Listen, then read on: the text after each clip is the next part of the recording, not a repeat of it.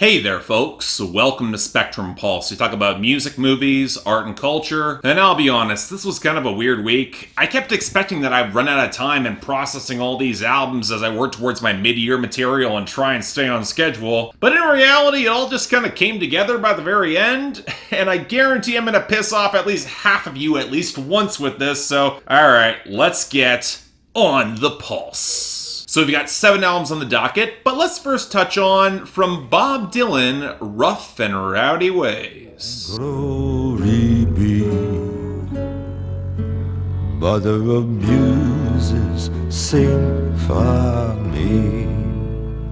I had a lot to say on this one in its own unique review. It's not an easy conversation, so when I throw out that the writing is excellent but it's kind of let down in the presentation and arrangements, which leads to a very good but not quite great album, I'd argue it's worth watching a review for a bit more context. So, strong 7 out of 10. You can go over to the review proper and yell at me over there, but let's move on to, from Jaime Wyatt, Neon Cross. I wear some pitiful perfume, dark glasses, gold liquor, jukeboxes, and LED shoes. If any of you are surprised that it's taken me this long to actually cover this, look, I got a stipulation that artists need to publish their lyrics online in some sort of accessible form for me to cover them, and for some ungodly reason, Jaime Wyatt just didn't get around to it. So one of my patrons literally transcribed the entire album so I'd have a reason to cover this, for which, yeah, that's awesome. Thank you so much, because this album is really damn good. It's easy to note how much this project feels like an expansion of what was starting to coalesce on 2017's Felony Blues. Shooter Jennings' production is warmer and richer. There's a much greater focus on pedal steel, touches of fiddle and saloon piano. A lot of great traditional country texture in the compositions. That's a great compliment to Wyatt's ragged but powerful voice. And she's got the firepower and multifaceted swagger that make these songs feel like so much bigger than what they might seem in the text. A lot of burned out relationship moments, hard living on the road, relapses that she's sure will keep her out of heaven, or at the very least good company, and she leads into all the desperate drama of it all really effectively. And the album shines in the moments where she knows herself and she can showcase the sort of defiance that dares you to challenge her emotive storytelling while still showing real vulnerability, which enables some stakes. Her embrace of queerness is more subtext than text, but the intensity kind of reminds me a bit of Perfume Genius in a really good way, even if it all places her in a bit of a harrowing position. That's why the acceptance behind Sweet Mess, Mercy, and By Your Side are so potent, even if the latter seems to have some veiled subtext about recurring substance abuse. And the title track, Neon Cross, can join Stone Hotel among her absolute barn burners. I'd probably throw the scuzzier Rattlesnake girl in there too. That being said, I'm not sure I would say this is better than Felony Blues, and that mostly comes down to some of the content and themes that are starting to repeat themselves. She's a descriptive enough poet that I'd like to see more than just her exasperated and sarcastic hard living set to jaunty major chords, even if she can work that to remarkably complex effect on songs like the country-politan Just a Woman with Jessi Colter. But as it is though, you know what, it's as great as any indie neo-traditional country fan will tell you, and while she's facing some stiffer competition this year in 2020, she's still a worthy as hell contender. Light 8 out of 10, highly recommended. Next up, from Jack Garratt, Love, Death, and Dancing.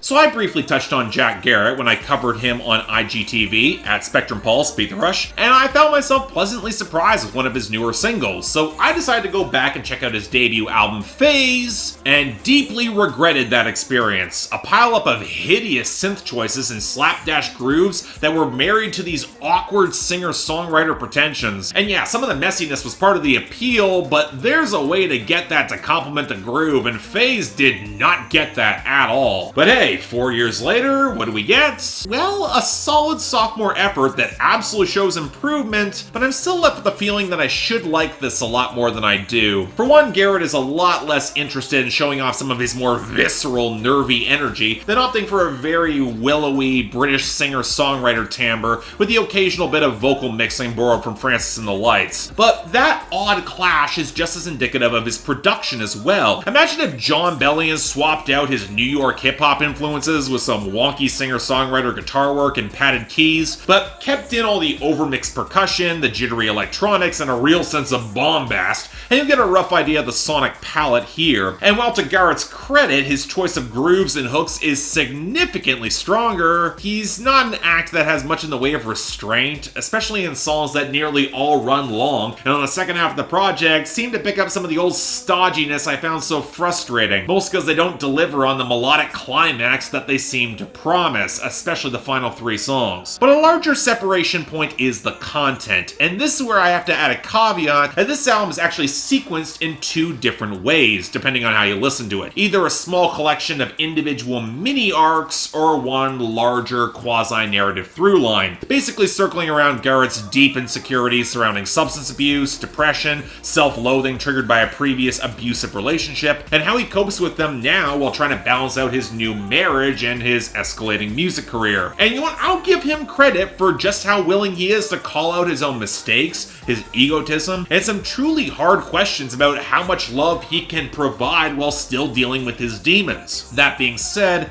I feel like there are moments of revelation where this album kind of balks a bit, especially by the ending where it becomes, well, just chin up and you'll get through it, and it feels a little bit more slight than it should. Now, outside of placing Time and Mara as a great 1-2 punch of an opener, I do think the larger arc plays out better than the mini arcs in selling this, but even then it feels like a bit of an awkward step rather than a full-throated improvement, so very strong 6 out of 10. I'm curious to see where this is going to go next. Next up from Kyros, Celexa Dreams.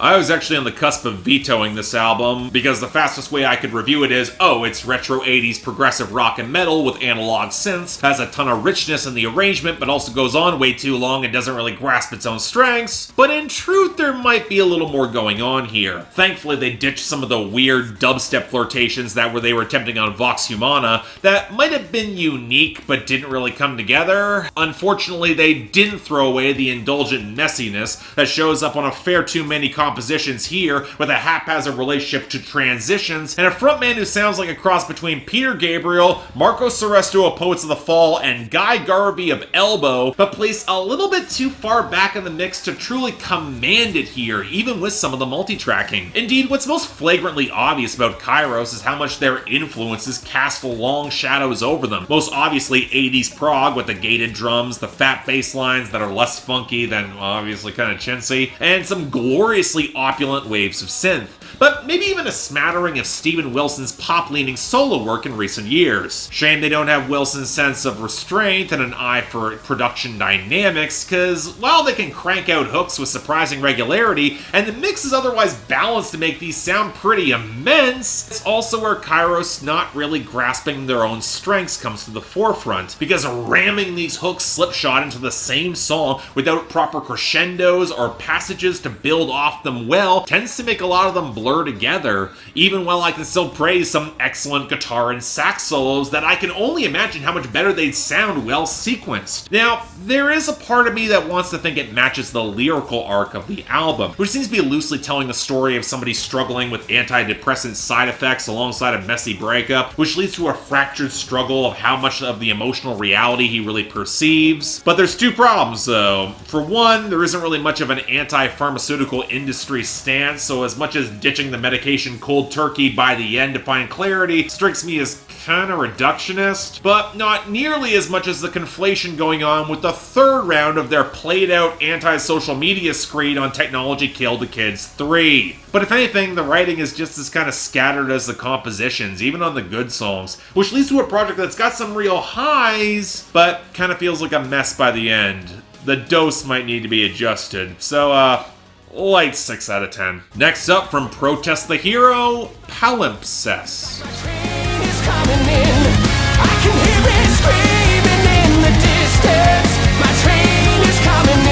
I'm a little bit surprised that in the history of my reviews, I'm only talking about Protest the Hero now. Well, okay, you could say it's because they haven't really released much that I've been active outside of the Pacific Myth EP, or that they've made more on the mathcore of the progressive metal side and it's not normally my preference. But you know what, in going back through their back catalog, I found myself kind of appreciating them. They definitely struggle with a lot of dynamics and song structure. This is a group that is full force all the time, for better and worse, and I think I dig their melodic side, which might put me at odds with many of their fans. But the technical complexity tends to translate okay, and I'll definitely give the band points for a lot of thematic ambition. And you know what, this actually gave me the hope they would eventually discover the art of a strong hook or a melodic focal point, and it hasn't really happened much consistently, which means that all that technical prowess doesn't really have much distinctive foundation in order to elevate it. Again, a lot of this material kind of runs together. But hey, their last album came out in 2013, who knows where they take things now, and what we got is a Protest the Hero album.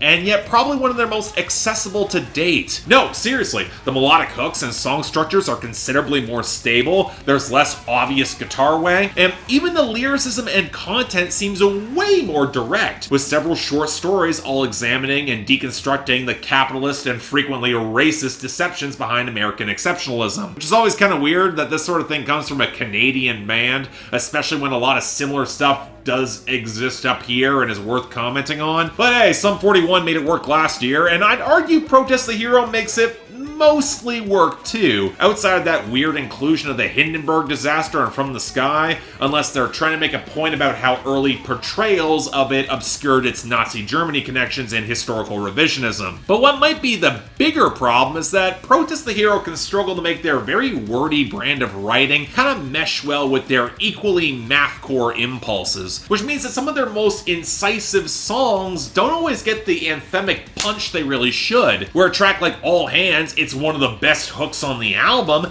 and its thematic connection from the story of the Great Molasses Flood, it's a little bit more tenuous. And then there are moments like The Fireside, which connect the United States' creation of the military-industrial complex in the 30s and 40s as the only way that FDR allowed the economy to fully recover, but not only does that ignore the New Deal, but that was also in the fight against fascism. That was a good thing at the time. If they wanted to go full intersectional anti-capitalist, it'd probably be The Stride that would match the full-throated directness of the writing and compositions here, but they also never really go all the way, more highlighting the human cost within the system, but then by Rivet trying to find some degree of optimism there by looking to the past with the American Railroad and then ignoring similar abuses. Shame, because that song has also got one of the best hooks on the album. I'll bring in my 3 Ps for great political art again, because while they've got the populism really down, the precision and the power can feel kind of inconsistent. I mean, their hearts are in the right place, and I can see that maybe bringing some folks on board with Protest the Hero, again, it's pretty accessible by their standards, but thematic messiness, some really clunky compositions that don't have really great transitions, and how, again, not really my subgenre, it holds this back from greatness for me, so strong 6 out of 10, absolutely recommended for the fans and the curious, but man, I wish I could like this more. Next up from Phoebe Bridgers, Punisher. In your house up on the hill.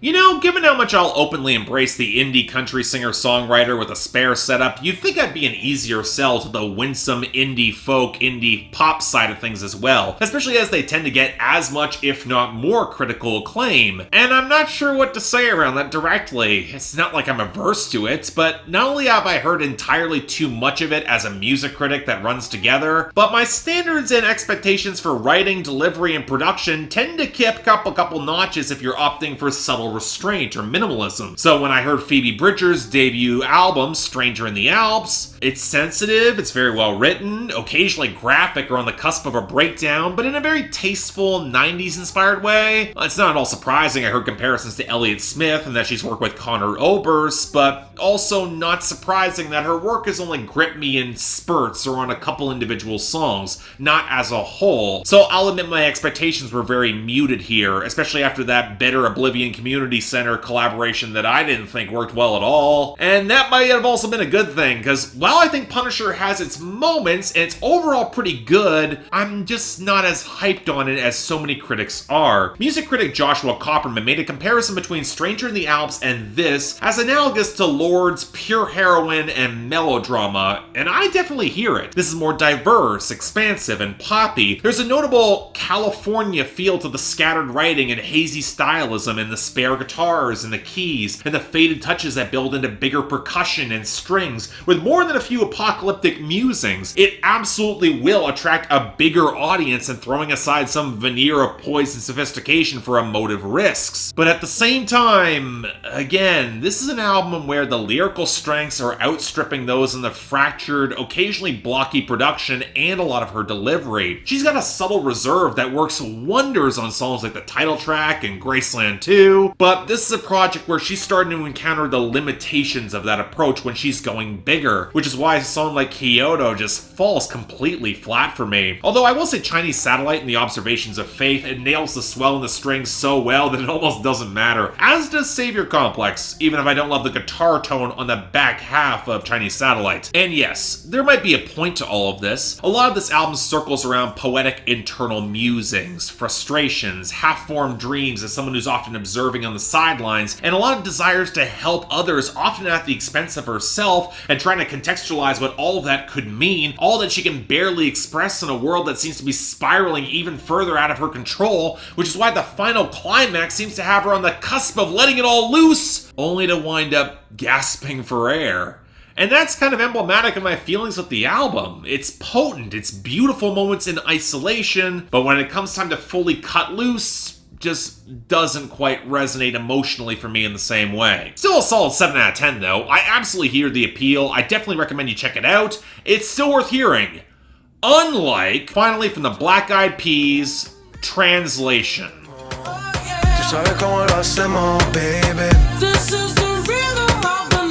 Do any of you remember those often token feeling Latin pop albums that get made whenever there's a Latin pop craze in the US? Okay, imagine the Black Eyed Peas made that album, except it's nearly an hour long and rooted in some of the most rote, sterile, and tuneless reggaeton you're ever gonna hear. I mean, if you're lucky enough to hear a decent instrumental melody, it comes from a sample or an interpolation forced through J. Ray Soul playing the mostly uncredited Fergie role. Seriously, Tanta Love as a solo joint for her, it's probably the best thing on the album, but otherwise you'll get nothing, or the same inert blaring synths you might find in a will.i.am solo venture, complete with grainy, clanking percussion that's got the sort of blown out sharpness that actively distracts from everything else in the song, which might be a good thing considering how the Black Eyed Peas use Spanish as a language, but it's got the clunky, faintly gross feeling of garnishing songs with words in order to force rhymes and bring some sort of flavor to their utterly formless party slogans, delivered with no passion or presence behind